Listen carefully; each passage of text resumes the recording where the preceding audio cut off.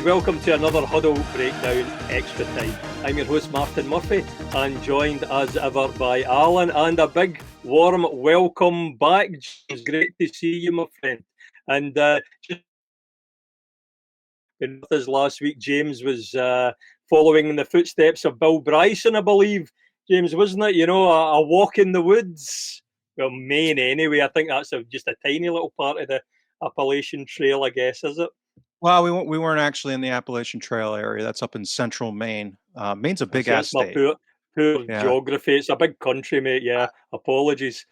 Yeah, so people that haven't been to the Northeast in the U.S., I mean, Maine's a very large state. So, yeah, we were just in kind of the southeastern corner of Maine, or the eastern part of Maine. Maybe 3 or 4 hour drive from Canada, Newfoundland, Halifax type thing. But so yeah, very, very kind of rural and wooded and delightful. So, but Excellent. Good to be back. And yeah, you're looking very rugged from the experience. You know, a little color, little sun, little wind burn. Yeah, so.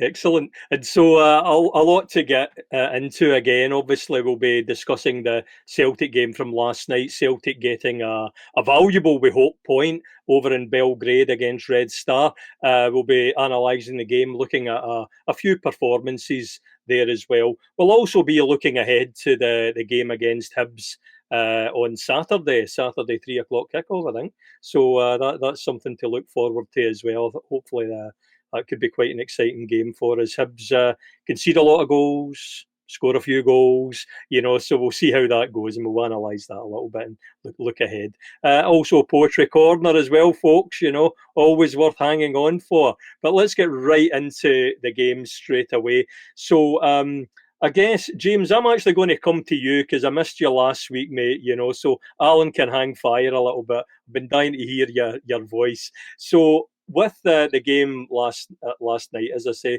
a point.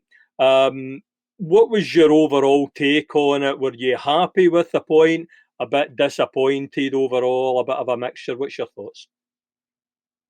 Yeah, I'm kind of in Brendan Rodgers' camp, what it sounds like, or what his camp was after the game, which is from 30,000 feet. I don't think this iteration of Red Star is a team that we should be, kind of afraid of, even going into Belgrade. Should be a team that we should be looking to get 3 points from, even away in European, group stage or league phase football. But given the current state that we're in with the squad, I thought and think a point is more than fine. Kind of if you look at the way that the fixtures line up and the quality of the sides, again, ideally you would have gotten 3 points, but I think getting a draw is okay. The way the game played out, we'll get into more of that in a little bit later. I have a presentation to go over some of the tactical issues, but I thought we played okay. It was very kind of controlled first half, not great. Same kind of legacy issues and build up and kind of converting into final third chances. But we, as we are usually under Rodgers with that weird outlier of Dortmund, we're usually pretty organized and the structure was pretty good, and, that type of thing. And Red Star just weren't that good on the day, I didn't think. And we can get into that a little bit too.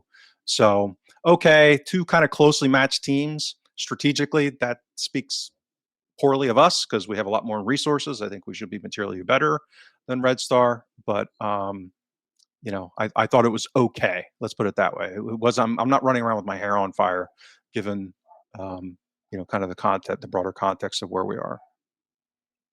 Yeah, and Darlin, you had I was watching the show with you guys and Laura earlier in the week.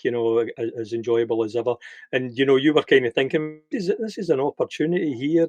This is a team that, as James said, aren't maybe top level. I believe they sold quite a few players as well, didn't they? So they're in a bit of transition and lost to Paphos, lovely holiday destination in Cyprus as well.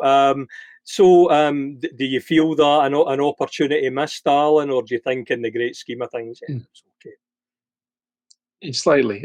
They were evenly matched, and Celtic probably edged the game just purely on the kind of outcome numbers, really. think the first half wasn't good. Both sides had got a very similar game model, so there was a bit of cancelling out going on there, really. But I think overall they've probably got more technically capable players. I would say they all looked, their first. You look at first touch, you look at those that kind of thing, and it just seemed like they were just a little bit ahead of Celtic in that regard. Quite well structured again, as we said, similar kind of set out of sort of a 4-5-1, 4-3-3 variant type of thing. Very cautious, really. They weren't pressing at all. Well, I say at all, but rarely pressing in the first half. Very kind of cautious. Set themselves were very cautious on the ball. They really weren't taking any chances with their passing, other than infuriatingly just giving the ball away under no pressure at all. Yeah. Time and time again, which kind of negated any build-up play really at all. The second half was more interesting because I think I've not looked at the numbers on this, but I sense that the Red Star pushed up a few more yards up the pitch, and they pressed a little bit more aggressively, and it kind of opened the game up, which I think suited Celtic because we then had opportunities to play through balls, which led to 2 or 3 really good chances, really strong chances. They didn't look like scoring from open play at all. Nearly all of their XG came from either set pieces directly or immediately after set pieces, which is a bit of a concern because I'm not sure they're particularly renowned as being a great set piece side, but they were just able to generate a lot of chances off of set plays, which I wasn't particularly expecting. But they didn't create a lot in open play. But again, given the context of it's an away game, it's a hostile atmosphere. They're a good side. They're a good technical side. They don't lose at home very often to anybody. You have to be happy with a point, really. Yeah, I think given our European away record as well over many, many years, we can't really grumble with a point. Although when you saw some of the opportunities that we had, Iheanacho, for example, not blaming him or anything, but he could have easily had a hat trick on a different day. The keeper made a couple of good saves from his efforts, and he scored an absolutely marvellous goal. James, in terms of sorry, Martin, you're falling into the Martin O'Neill XG trap there, you see. not totally understanding what a great chance means. So, if you add up the 3 chances, if you add up the XG of the 3 opportunities that you had, the XG is broadly 1, and he scored 1 goal. So the one goal he scored wasn't really a chance, though, was it? Was the one that was flying across about 3 yards out. I was thinking of, and the one he went through on the goalkeeper. The point is that he kind of performed as expected.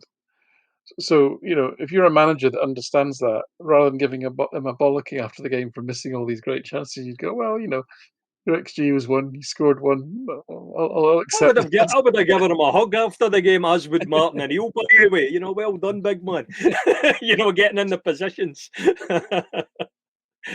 I'll actually take that. Been likened to Martin O'Neill any day of the week, 100%.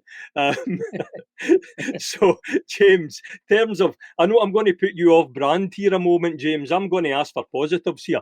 So, looking at the bright spots for us, I can think of a couple. What were you coming away thinking? Actually, yeah, I'm happy with that, either about individual player performances or anything that you saw tactically, etc. Yeah, I thought. I think this was additional confirmation, or at least a signal, that Iheanacho is going to be a productive player. So that, having not really seen him having not played that much recently, all this talk about his relative level of fitness or lack thereof, I think there's a reasonable scenario or expectation now that he's going to be more of a Schmeichel, which is, we don't like the process that came about to him arriving at the club, but, oh, by the way, he actually might do a job for us and maybe even be a really important player during his tenure at the club. So I think there's more signs of that possibly, particularly in the attacking phase of play. We'll get into some of the discussion about off ball, and I have a little bit to go over with that a little bit later. But so specifically in the attack, and he does the way that Rodgers wants his striker playing, again, independent of how we think he should be doing that or not, he does seem more capable of dropping deep and, getting involved in build up. I mean, I don't know if that's part of the issue that's going on with Maeda or not, but or seemingly, but again, I have some stuff to share on that later. But so that's good. I thought Donovan was a huge, again, another. He doesn't look out of place. Is kind of the best way I can put it. Like, I don't think he did anything like mind-numbing, but he looks like he's perfectly capable of that level. Which is fine. And to have some of his age.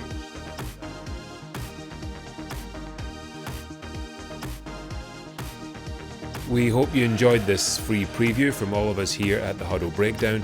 We know you have options and we really appreciate you tuning in. To hear the rest of this episode and for much more Huddle Breakdown content, head on over to www.huddlebreakdown.com. We hope you consider subscribing. Thank you.